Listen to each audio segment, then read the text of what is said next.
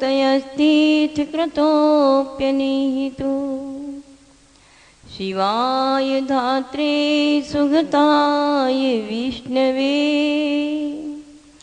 जिनाय तस्मै सकलात्मने नमः। तुभ्यं नमः सकलतीर्थसुवन्दकाय तुभ्यं नमः परमधर्मप्रभावकाय स्याद्वादसूक्तिसरणी प्रतिबोधनाय तुभ्यं नमो विमलसिन्धुगुणार्णवाय।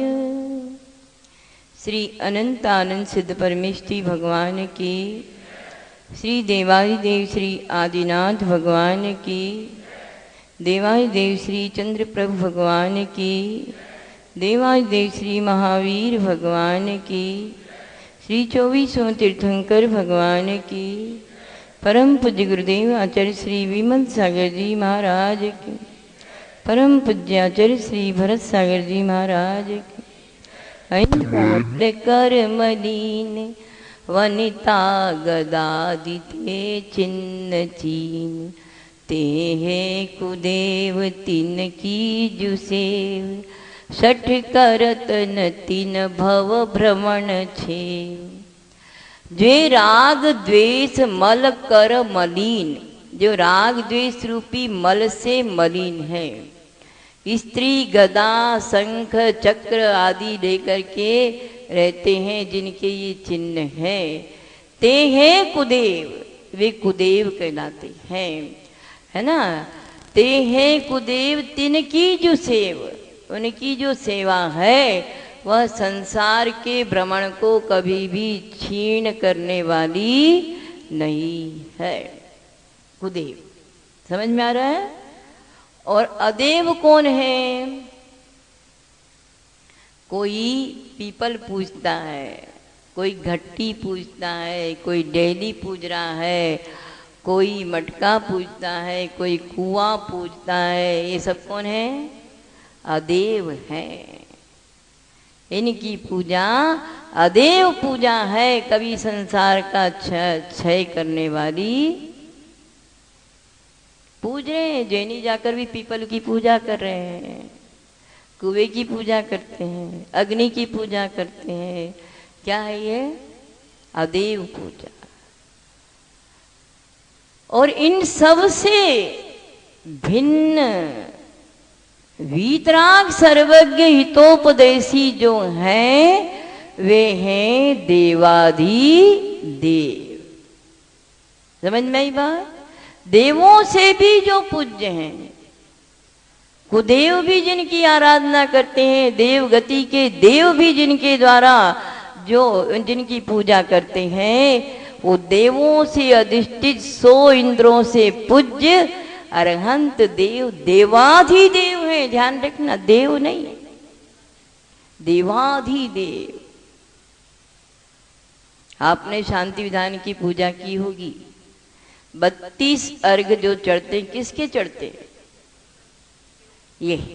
यही हमारी विपरीतता है। और यहाँ तो 32 देवों की पूजा है, 32 देवों की पूजा। 32 देवों की पूजा नहीं है, उन 32 इंद्रों से शांतिनाथ भगवान पूज्य हैं। देवाधिदेव की पूजा देव भी करने आते हैं, उन शांतिनाथ जी की आराधना है, देव की आराधना नहीं है। अब जो प्रश्न उठाया था कि ये पद्मावती है, ये कौन है? बताओ कौन है आपकी दृष्टि में? बोलो। ये कुदेव नहीं है, देवाधिदेव भी नहीं है, अदेव भी नहीं है, ये तो देवगति के देव हैं, सामान्य साधर्मी बंधु हैं। न ये भगवान है न कुदेव है। कुदेव वो है रागी द्वेषी होकर के अपने आप की मान्यता करवावे कि मेरी आराधना करो।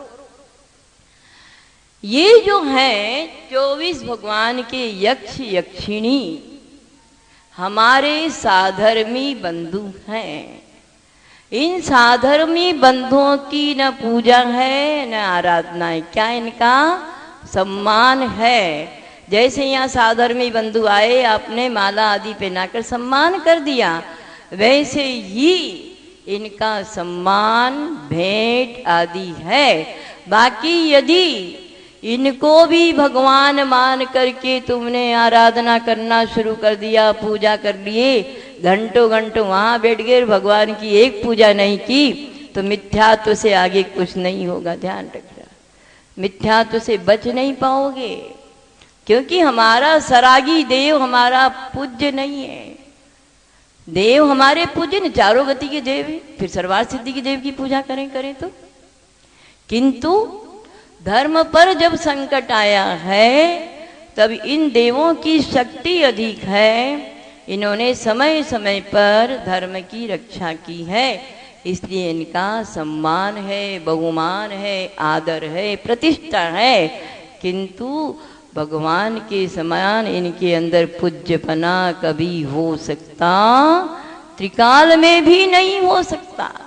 तो क्या करना, यहाँ पर गए, देवी विराजमान है, मात्र जय जिनेन्द्र। बाकी जैसे अपने साधर्मी बंधु मिलते हैं तो जय जिनेन्द्र करते हैं, ऐसे ही ये साधर्मी बंदी हैं, शक्तिवान है, जय जिनेन्द्र। इनको नमोस्तु नहीं किया जाता, वंदा भी नहीं किया जाता, संयमी जीव हैं। इसलिए अपनी सीमा को तोड़ना नहीं, मर्यादा का उल्लंघन कर दोगे चले जाओगे, ध्यान रखना। ये भी सहायक कब होंगे, ध्यान रखना, आपका पुण्य का उदय होगा तो। आपका पुण्य उदय नहीं है तो देव भी आपका कुछ भी कर सकते नहीं, जरूरत ही नहीं। ये क्यों हो गया, मात्र अन्य मिथ्या दृष्टि देवी देवताओं में फंस नहीं जाए, इसलिए आलंबन दिया है। क्यों, आपका सम्यक दर्शन शुद्ध नहीं है। शुद्ध सम्यक दर्शन नहीं है तो इधर उधर भटकते हो। कहाँ भटकते हो, कभी वहां जाते हो, कभी वहां जाते हो। अरे भाई कहीं मत जा, अपने साधर्मी बंधु का सम्मान कर ले, तेरा कष्ट दूर हो जाए, ठीक है ना। बस इतना ही, बाकी इससे अधिक गए तो वहां भी यदि उनको भी भगवान मान लिया, भगवान के पास तो एक पूजा करते नहीं है, वो वहां जाकर घंटों पूजा करते रहते, यानी अभी सच्ची श्रद्धा नहीं है। क्या, राजा को तो पकड़ते नहीं हो और नौकर को पकड़कर बैठ गए हो। सच में पूछो, राजा का जो सेवक होता है, नौकर उसके आगे पीछे घूमता है। क्यों नहीं राजा के सच्चे सेवक बन जाते हो। ये सब देवी देवता तो आगे पीछे घूमेंगे, कुछ मनाने की जरूरत नहीं, मने मनाए वो तो, क्योंकि आप अरहंत देव के सेवक हो। इसलिए आचार्य कहते हैं कि अपनी अपनी सीमा को बनाए रख करके जो जिस दर्जे में है उसकी उसी प्रकार की आराधना, सम्मान, बहुमान दो। यदि थोड़ा भी इधर उधर किया तो सम्यक से बाई हो जाओगे। क्या, इसलिए देव, ये जो देव हैं ये कुदेव की श्रेणी में नहीं, ये ध्यान रखना, ये तो देवगति के देव हैं। कहीं इसको कुदेव मान लिया और कहीं इसको क्या मान लिया, भगवान मान लिया, खूब पूज रहे हैं। नहीं, न तो कुदेव हैं न देवादिदेव हैं, मात्र जैसे हम मनुष्य गति के मनुष्य हैं वैसे वो देवगति के देव हैं। बस वे साधर, क्योंकि वो जिन धर्म के सेवक हैं तो हमारे साधर्मी बंधु हैं। वो साधर्मी बंधु होने के नाते उनका सम्मान करने में कोई दोष नहीं, किंतु उनके अंदर उनके प्रति पूज्यपना मानने में महादोष है। इसलिए जय जिनेन्द्र, बस इतना ही करके, और सम्मान में आपके पास जो है भेंट चढ़ा दो, कोई बाधा नहीं। उसमें अनर्घ पद प्राप्ताय अर्घम निरुपामति स्वाहा नहीं। क्या कहोगे, ग्रहण ग्रहण ग्रहण करो, है ना। तो बोले उनको भी चावल, उनको भी चावल, उनको भी अष्टद्रव्य। मैं आपसे एक प्रश्न पूछूं, एक दुल्हा की शादी है, एक व्यक्ति की शादी, दूल्हा आपके घर आया, दूल्हा के साथ परिकर भी आता है ना। दूल्हा को कितने सम्मान से, बहुमान से, दूल्हा और दूल्हे के परिवार को सम्मान से, बहुमान से अच्छी अच्छी मिठाइयाँ खिलाते हो, बहुमान से खिलाते हो, खाइए, लीजिए, ऐसा कीजिए। और परिकर जो आता है, नौकर चाकर, उनको क्या कहते हैं? ले जाओ, ले जाओ। चीज तो वही है, चीज तो वही है, ले जाओ, खा लो वहां बैठ के, वही है। उसी प्रकार सम्मान में हम उनको भी अष्टद्रव्य चढ़ाए, उनको अष्टद्रव्य भेंट किए, किंतु सम्मान का, पूज्यपना का बहुत बड़ा अंतर है। इसलिए उस अंतर को ध्यान रखना। ये नहीं कि जन्म निरुपाम थे, जन्म जरा मृत्यु विनाश, नहीं, मात्र भेंट है, मात्र समर्पण है। समझ में आई बात? ये सब दृष्टियां ध्यान में रख करके उन अरहंत देव की आराधना करना। आपके सम्यक दर्शन की विशुद्धता है, कुछ करने की जरूरत ही नहीं। मलिनता में ये सब चीजें हो रही है। सम्यक दर्शन जिसका मलिन है उसमें ये चीजें हो रही, क्योंकि हमें अपने पुण्य पाप पर विश्वास नहीं है। पुण्य पाप फल माई, हरख बिन खो मत भाई, यह पुद्गल पर जाए, उपज बिन से थिर नाई। लाख बात की बात यही निश्चय उर्धारो, तोरी सकल जग दंद फंद नित आत्म त्याग। सकल जगदंद फंद, सारे संकल्प विकल्पों को मिटाकर एकमात्र अरहंत देव की, देवादिदेव की आराधना करो। क्योंकि मानतुंग आचार्य कह रहे, मन्ने वरम हरिहरादय एव दृष्टा, दृष्टेषु येषु हृदयं परितोषमेति, किं वीक्षितेन भवता भुवि येन नान्य, कश्चिन्मनोहरति नाथ भवान्तरेऽपि। मन्ये वरम, हे प्रभु मैं मानता हूं कि बहुत अच्छा हुआ। क्या हुआ? अनादिकाल से आज तक पूर्व भव में मैंने रागी द्वेषी देवताओं को पहले ही देख लिया, इसलिए बहुत अच्छा हुआ। क्यों? उनको देखने के बाद आपको देख लिया, अब मेरा मन कहीं भी संतोष को प्राप्त होता नहीं है, इस भव में नहीं, अन्य किसी भी भव में अब मेरा मन कहीं भी संतोष को प्राप्त होने वाला नहीं। ऐसी अकाट्य श्रद्धा अरहंत देव में कीजिए। उसके बाद अब कोई किसी को शंका हो तो पूछ दो मेरे से, नहीं तो आगे का छंद चालू करूं।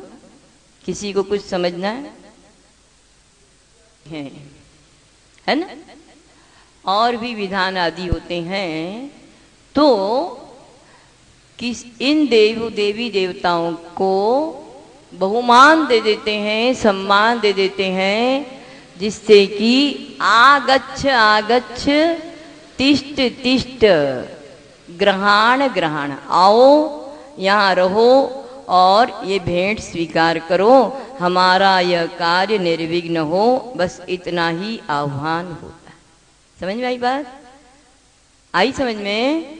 जितने भी देवी यक्ष यक्षिणी आदि, हे पद्मावती देवी आगच्छ आगच्छ, यही यही यहाँ तिष्ठ तिष्ठ, और ये अर्घम ग्रहण ग्रहण, बस इतना ही सम्मान है, बाकी आगे कोई बात ही नहीं। इतने में, क्योंकि देवी देवता सम्मान के भूखे होते हैं, इसलिए उनको सम्मान दे दिया, हमारा काम शांति से हो जाए, किसी प्रकार का उपद्रव नहीं हो, क्योंकि कई प्रकार के देवी देवता होते हैं, कोई मिथ्या दृष्टि होते हैं, कोई सम्यक दृष्टि होते हैं। सम्यक दृष्टि है तो काम में सहायक हो जाएगा, मिथ्या दृष्टि है पूर्वभव का कर्मकृत उपद्रव है तो उपद्रव कर दिया। तो इसलिए दुष्टानाम मिष्टानाम पूर्ये दुर्जनम प्रथम वंदे, बस ये उपाय है रक्षा का, बाकी कोई भेद या बात नहीं है। समझ में आ गई सब बात? अब चले आगे कि हमारे सच्चे देव का निर्णय हमें हुआ कि नहीं हो गया। समझ में आई कि वही बिल्ली वाली कथा चालू हो गई। हमारी माँ ऐसे करती थी, हमारी सासू ऐसे करती थी, वो भैरू जी क्या जाते थे, वो वहाँ जाते तो हम भी जाएंगे। जाओगे ना? नहीं जाओगे? पक्के हो गए आज? ठीक, बहुत अच्छा। एक अच्छी बात और बताओ कि एक स्थान पर बहुत अच्छी गोष्ठी हो रही थी,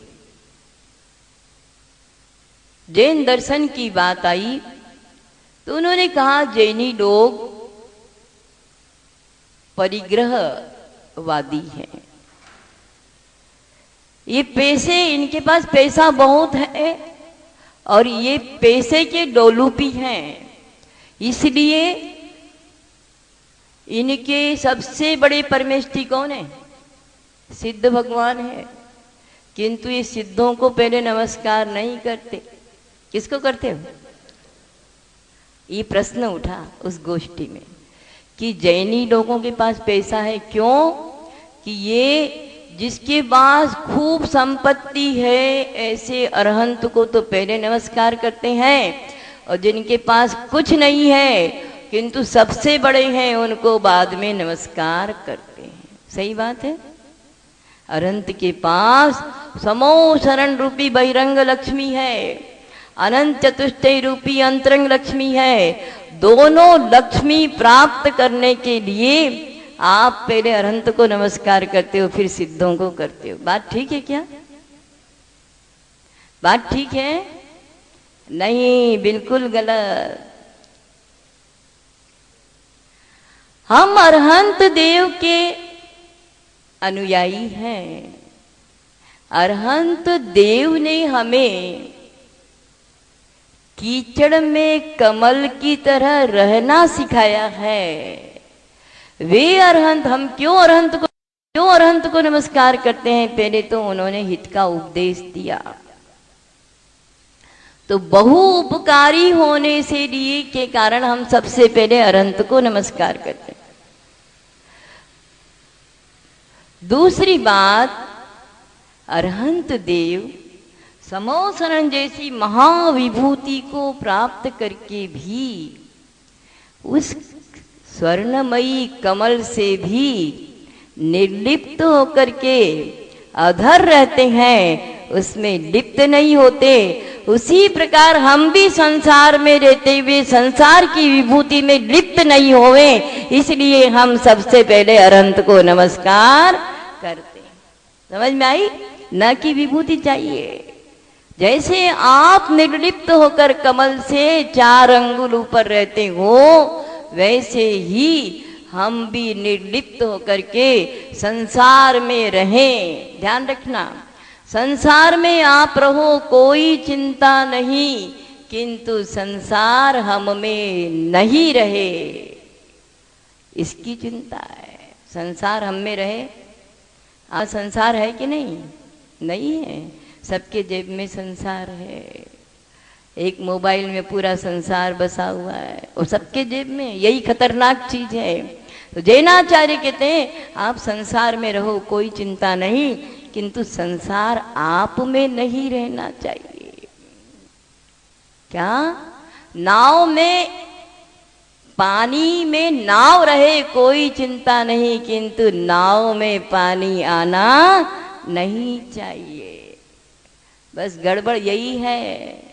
आज हम संसार में रहते नहीं, संसार हमारे जेब में रहता है। कहीं भी खतरा है, जहाँ जाओ खतरा है। कैसे खतरा है? यहाँ बैठे हैं, बैठे बोल घंटी बजने लगी, उसमें आ गया उठो उठो, क्या हो गया? बोले पत्नी एकदम सीरियस हो गई। चलो चलो, सारी जिनवाणी खत्म। अभिषेक करते करते घंटी बजी, पत्नी नीचे खड़ी है, पति अभिषेक कर रहा है, आंखों देखी घटना है। घंटी बजी, क्या हुआ? बोले घर में सुबह हो गया, उतर जाओ।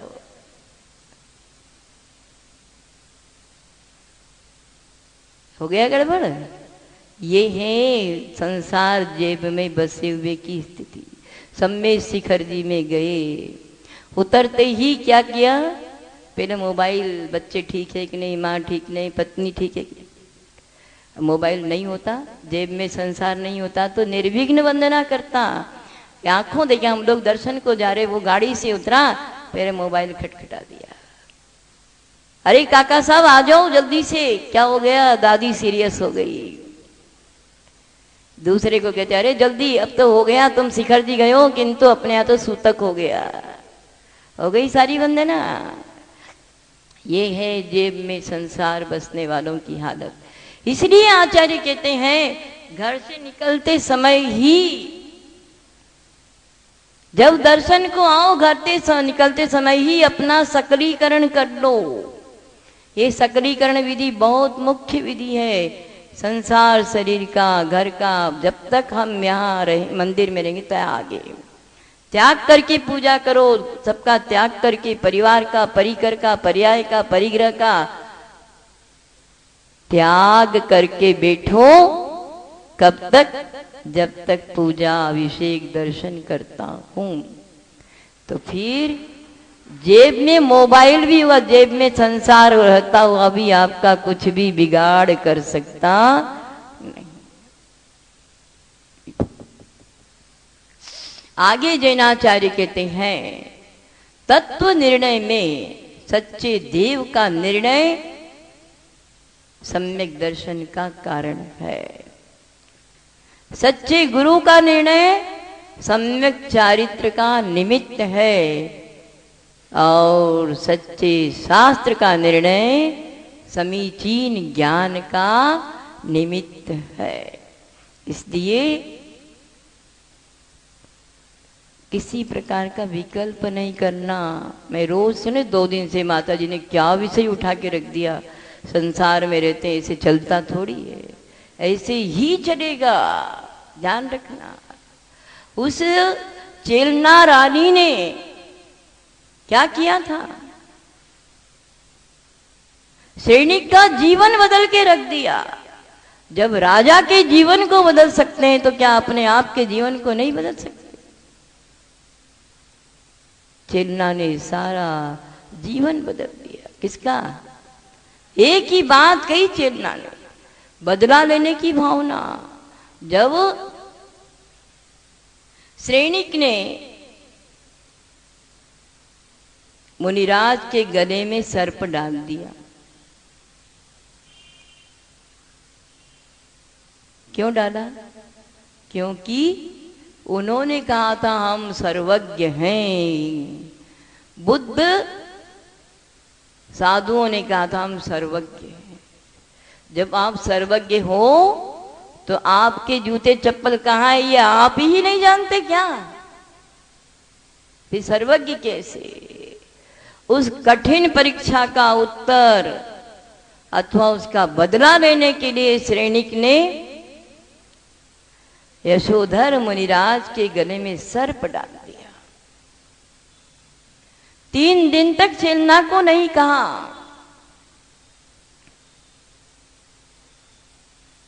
34 दिन कहता है प्रिय, तुम्हारे गुरु के गले में मैंने मरा हुआ सर्प डाला है। चेलना सम्यक दृष्टि थी। हम और आप हो तो उतावले हो जाते हैं, क्यों किया क्यों किया। चेलना क्या कहती है? पतिदेव ये ठीक नहीं किया। अरे वो तो कब से ही भाग गया होगा। यदि मेरा गुरु है तो भाग नहीं सकता, और यदि भाग गया है तो आपने मेरे गुरु के गले में सर्प नहीं डाला और किसी के डाला होगा।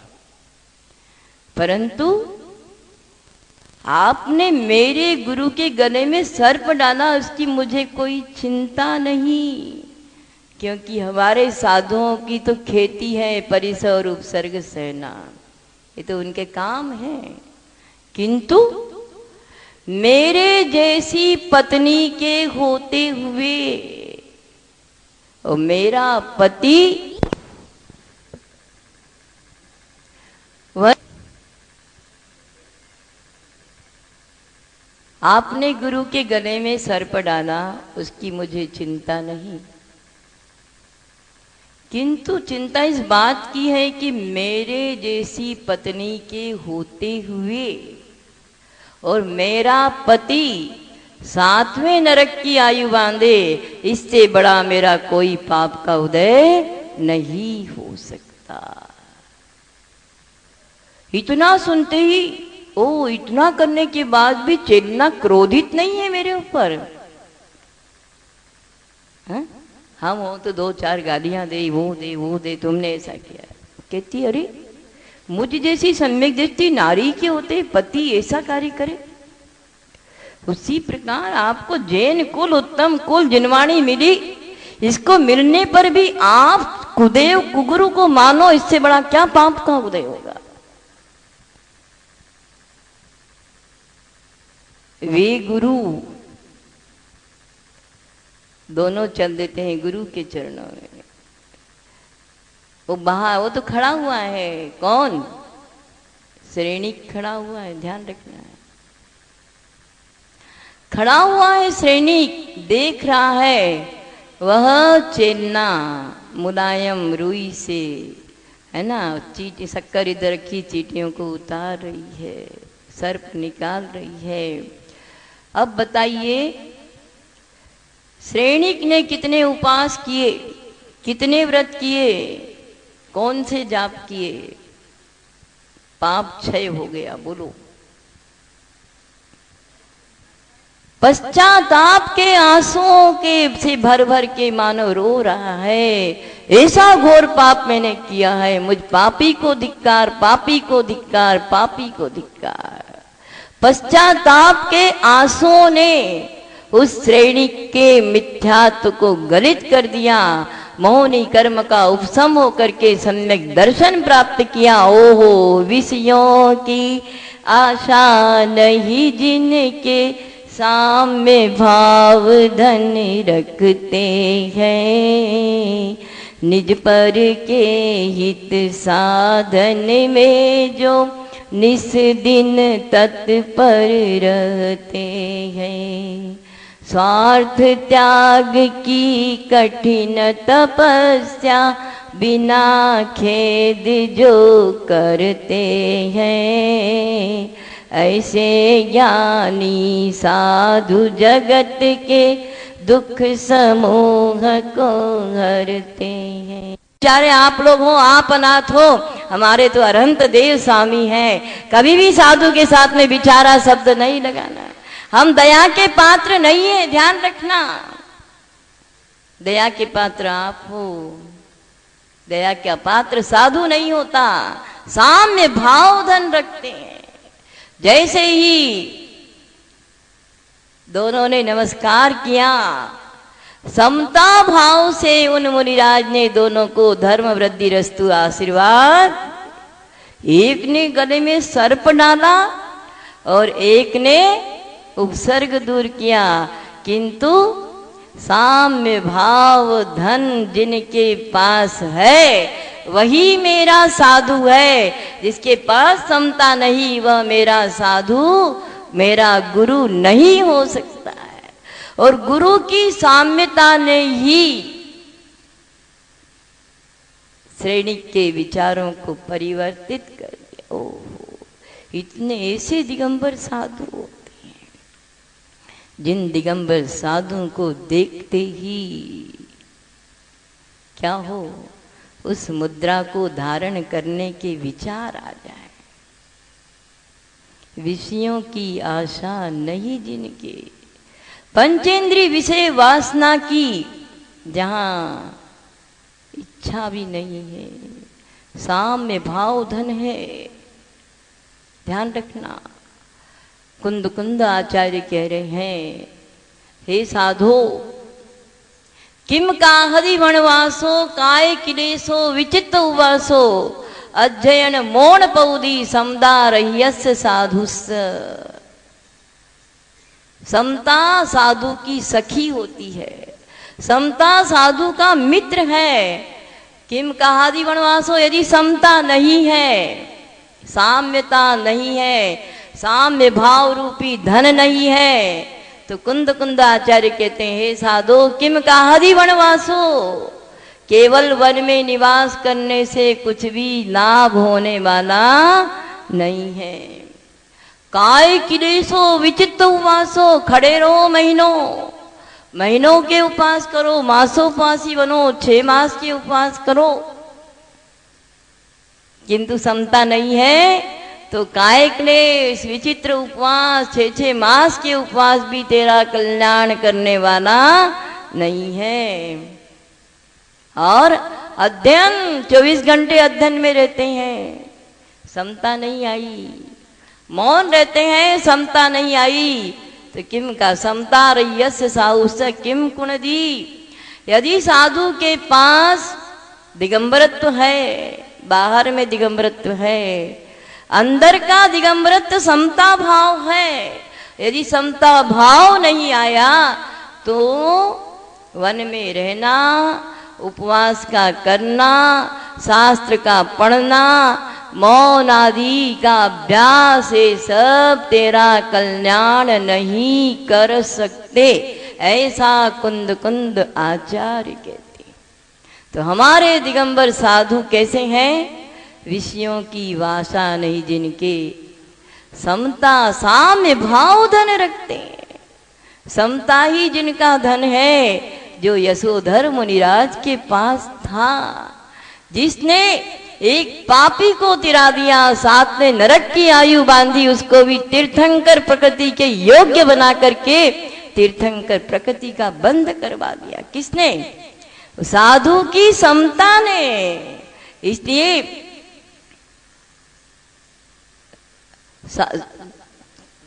साधु के दर्शन, जिनेन्द्र देव के दर्शन से संसार चुल्लू भर पानी की तरह रह जाता है। किसका संसार रह गया?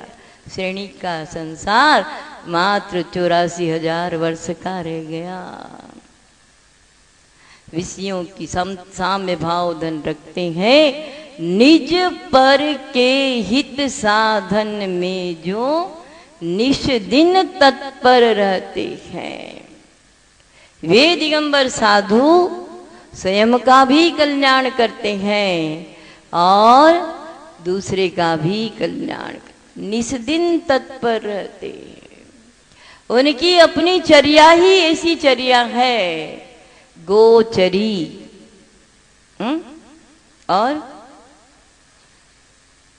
चांद्री चर्या, भ्रामरी वृत्ति, उदर पूरन, गर्त पूरन और अक्षमरक्षण।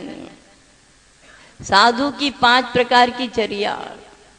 साधु को कहा गोचरी, गाय के समान खाओ, बैठो तो गवासन, गो के समान बैठो। क्यों